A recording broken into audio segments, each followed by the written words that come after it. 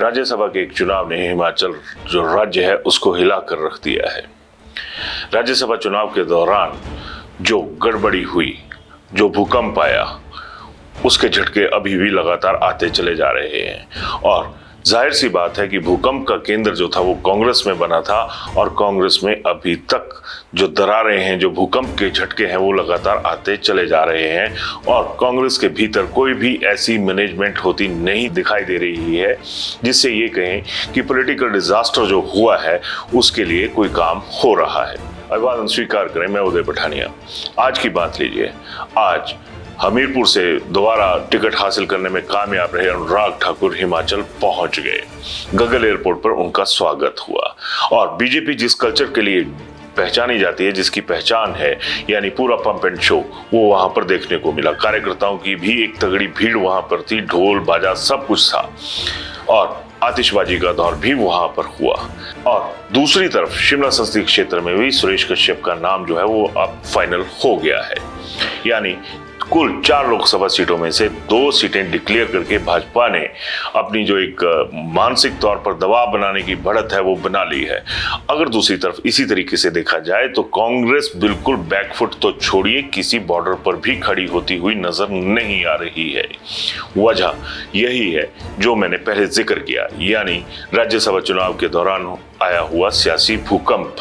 कांग्रेस के 6 बागी और 3 अन्य आजाद विधायक जो हैं वो अभी तक बाहर के सियासी सैर सपाटे पर चले हुए हैं। लेकिन सवाल ये उठता है कि वो तो अपनी चाहे गलती कहिए या अपना स्वाभिमान कहिए, अकॉर्डिंग टू द बागी एमएलएस, लेकिन हिमाचल सरकार में क्या हो रहा है, संगठन में क्या हो रहा है कांग्रेस के, ये सबसे बड़ा सवाल है। क्योंकि अभी तक ये क्लियर नहीं हो पाया है कि जो कांग्रेस की प्रदेशाध्यक्ष प्रतिभा सिंह हैं, क्या वो मंडी से चुनाव लड़ेंगी।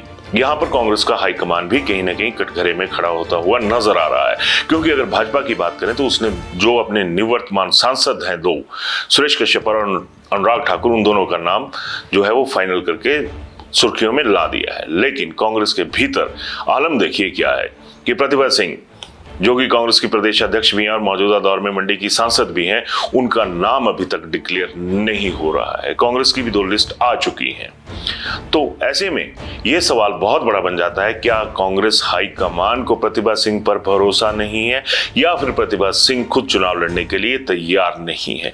क्योंकि जो कांग्रेस की सरकार है उसकी तरफ से भी कोई ऐसा इशारा अभी तक नहीं आ पाया है कि क्या मंडी संसदीय क्षेत्र से प्रतिभा सिंह चुनाव लड़ेंगी। यही सबसे बड़ा एक सियासत का जो लोचा है वो देखने को मिल रहा है।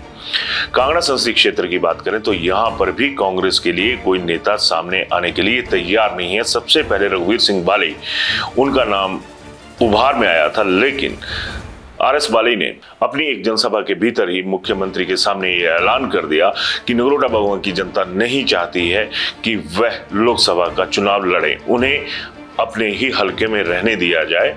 और लोकसभा चुनाव से एक तरह से उन्होंने इतिश्री कर ली।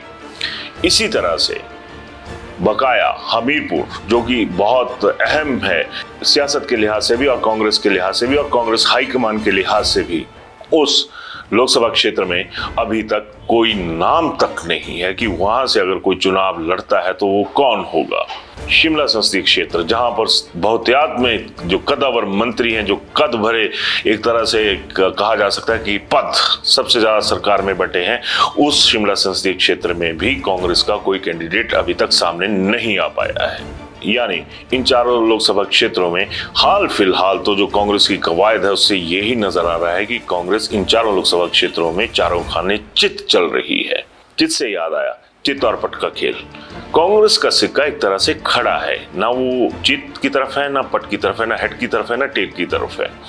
यानी कांग्रेस ठहर सी गई है। 6 बागियों ने कांग्रेस को हिला कर रख दिया, इस बात से भी इनकार नहीं किया जा सकता।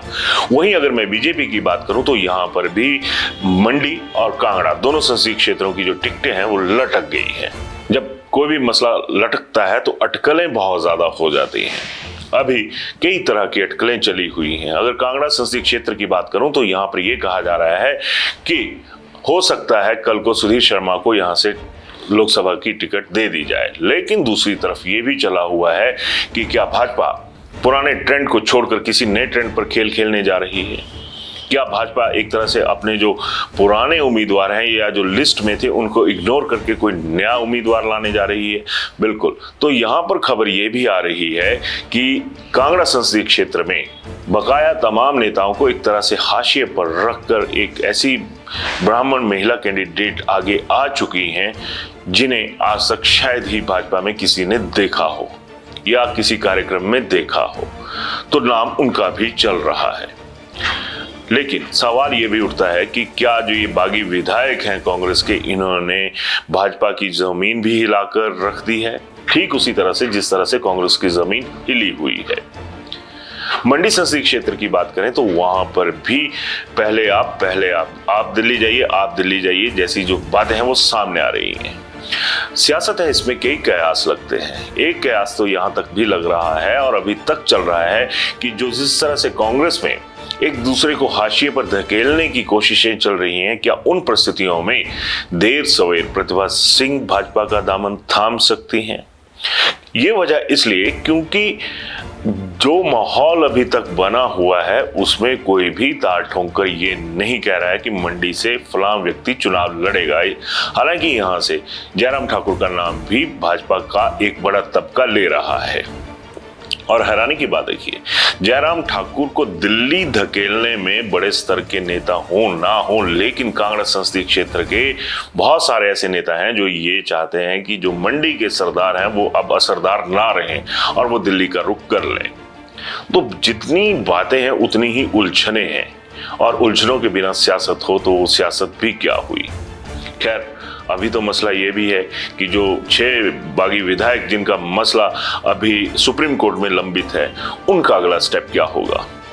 खबरें तो ये भी आ रही हैं कि हो सकता है कि ये विधायक जो हैं ये सुप्रीम कोर्ट से अपना जो अपील है उसको वापस ले लें, और मोदी वेव जिसका हल्ला मचा हुआ है, हकीकत आम मतदाता जानता है, तो ये माना जा रहा है कि मोदी वेव के चलते ये लोग अपनी जो अपील है वो वहां से वापस भी ले सकते हैं। हालांकि ये अभी तक का क्यास है, लेकिन क्यास के पीछे की वजह जो है वो भी कम दिलचस्प नहीं है। इसमें यह कहा जा रहा है कि जब मोदी वेव चलेगी तो जो बकाया हैं, जो विधानसभा का उपचुनाव लड़ेंगे, उनके लिए एक मदद हो जाएगी।